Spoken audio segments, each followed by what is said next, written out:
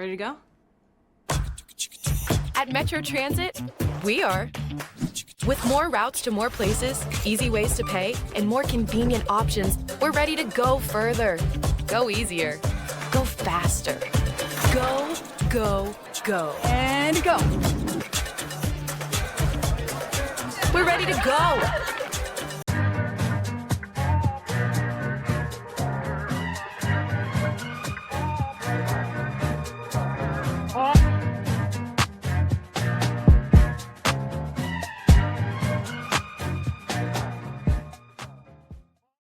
Everyone, and welcome back to another episode of the Financially Fit Podcast. I am your host, Andre Creighton.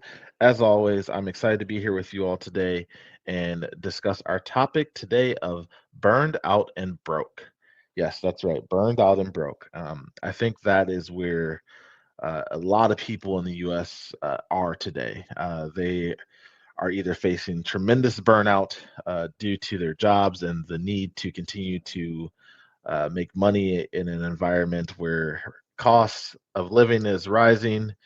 It seems like the feds are starting to get inflation under control for the most part, at least to their goal of that 2%. They're at about 2.4% is what they reported here in June. So I think that we are starting to see a little bit of control of that. However, with a lot of the things on a macro level looming, whether that be the war between Israel and Iran, and how the U.S. will be involved in that.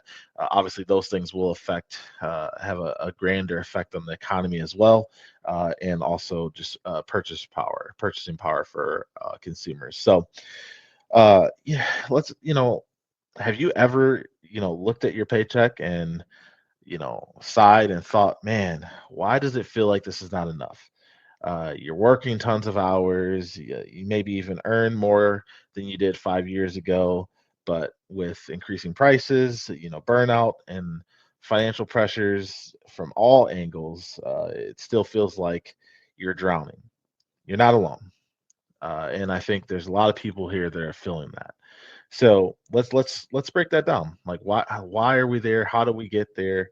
I mean, there's many reasons why we are where we are today, and whether that's from a burnout perspective, people are staying in jobs that they absolutely hate because the job market is just really tough right now in America. So I think a lot of people are in a place that they want to stay where they're comfortable, at least financially comfortable, even if that means that they absolutely hate going and dread going to work every single day. Uh, I think also just thinking about the cost of living, whether it's rent, whether it is groceries, whether it's gas. I mean, all of those the things that are necessities to being able to live a normal life are very expensive and continuing to seem as if not much is changing on that front. The Fed's elected to not drop interest rates again, so we are seeing, especially in the real estate market now, that there's a lot of supply and not enough demand, and that's been illustrated because what we know is that new homes are down again. At least new homes being built are down in the U.S., which shows that if the demand's not there, obviously they're not going to build more homes or put more money into infrastructure. I also think about the fact that a lot of people who, the U.S. has been a country and a melting pot that stood on having people of different races and different cultures being in the US and bringing different skill sets. And I think, as we're starting to see a lot of things unfold with this new administration, we're going to start to see a lot of pressure on our infrastructure because a lot of people that are culturally bringing a different skill set and a want to do the work that a lot of Americans don't want to do. We're going to start to see some pressure on that infrastructure, whether that's, homes being built, whether that's farming. So it's really going to take a lot for us to advance our technology. And, obviously with advancing technology comes increase in prices. So I think that while it seems as though the feds have inflation kind of under control, I do think that we have some days ahead of us if we're planning to bring, more manufacturing into the company or into the country, sorry, not company. And if we're trying to if we're losing some of the infrastructure workers that we've had in the past, like it's going to put a lot of strain on our economy. So, um, let's talk about, where we are, as far as, burned out and broke is the topic today. Well, so we know on paper wages are up. But what we do know is real purchasing power is down. So, that I think that speaks exactly to all the things I had just stated.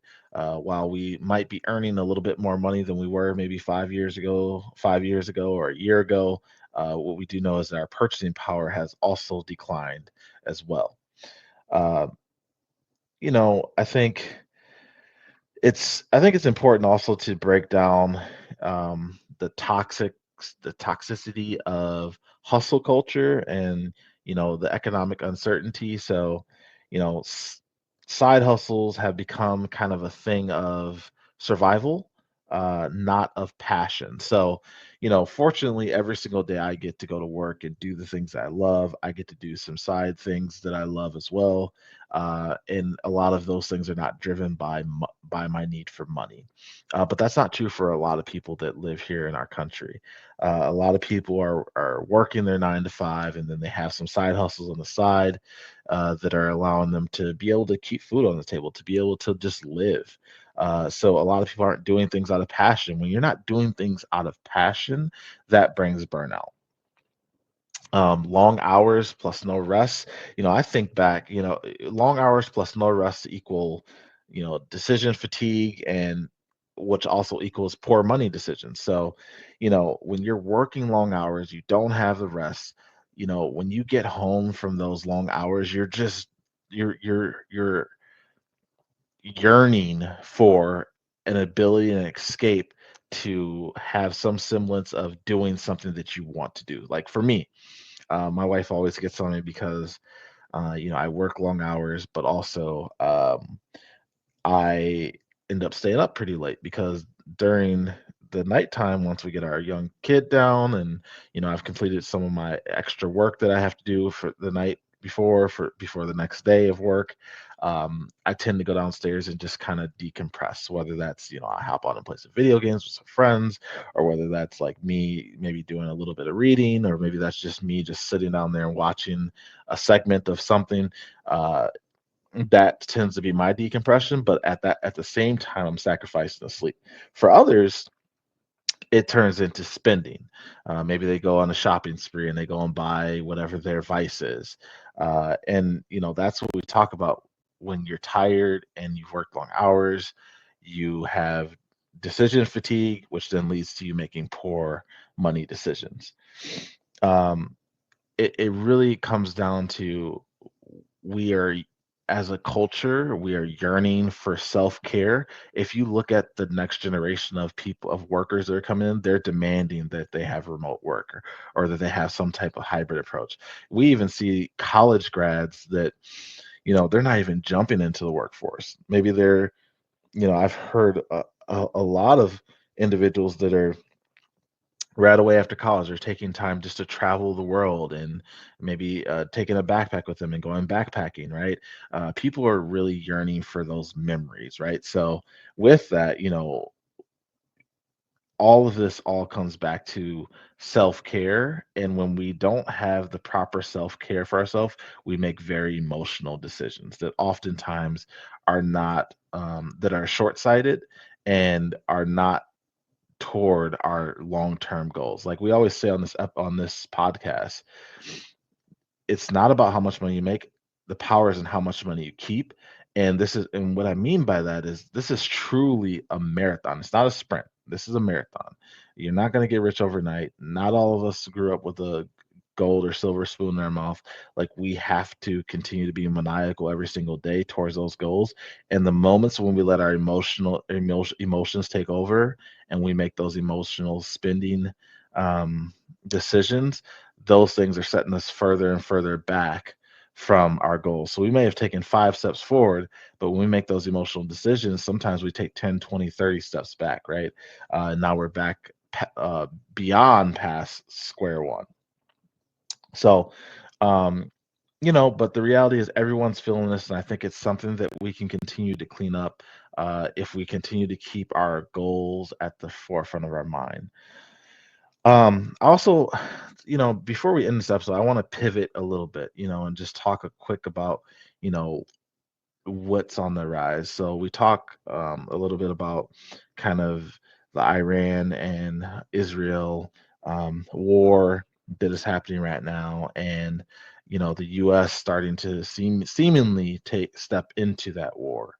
And we need to talk about what that means for us and how that affects our financial journey, right? I think this is a time for us to really think about what does preparation look like. So that's making sure you have a passport. That would be important, just in case you never know, in case you need to get out. Making sure that you have emergency cash on hand. So I would say that you have at least enough for a month's worth of, a bare minimum things that you need to get, necessities you need to get in case, for instance, you can't get to the bank or you can't take money out of your bank. You want to have at least some money on hand in your home. I know cash is not really a thing that people carry anymore, but right now is a good time to rethink that.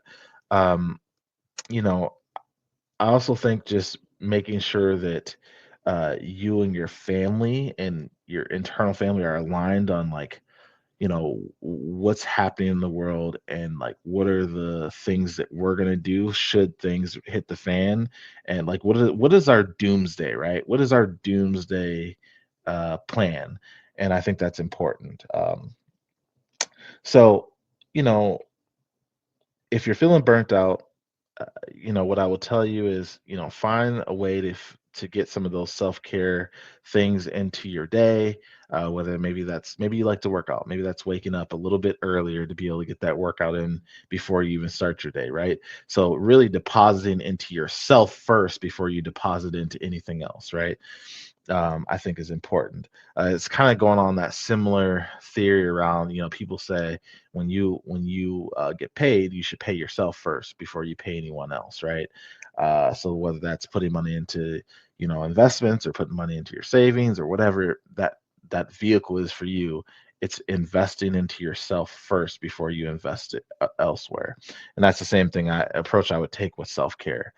So I've been on this kick, and if anyone knows me, I like I said, I'm a night owl. I don't like to get up in the morning, like super early, but I've really been trying to force myself to wake up around 4:30 and try to get to the gym by 5 a.m. Because I know that I do better throughout my day, throughout my week, when I take care of myself first. And part of that taking care of myself first is making sure that I can get to the gym. So I am taking care of my health, and as they always say, health is wealth, right? So with all that being said, I'm praying for everyone. These are very unprecedented times that we're in. But what I'll tell you is that we are resilient people. We've gotten through a lot in our lifetime, whether that's 9/11, whether that's the COVID pandemic, and now this seemingly like we're going to jump into another war. We're going to get through this together. We have to band together right now. If you are right now, making sure that you hug your loved ones a little bit more and often, making sure that you check in on your friends. And if you and your friends have talked about, kind of your financial journeys, like just continue to encourage each other and build each other up. Because no one gets to where they want to get to alone or in silos. Like we get to where we want to get to when we have a village and a band of people that are rooting for us, right? Because everyone likes to have company, and let's make that good company, not bad company. So with that being said, it's not about how much money you make. The power is in how much money you keep. I'm your host, Andre Creighton. Thank you so much for being here with me today. I will see you guys on the next episode of the Financially Fit Podcast. Take care.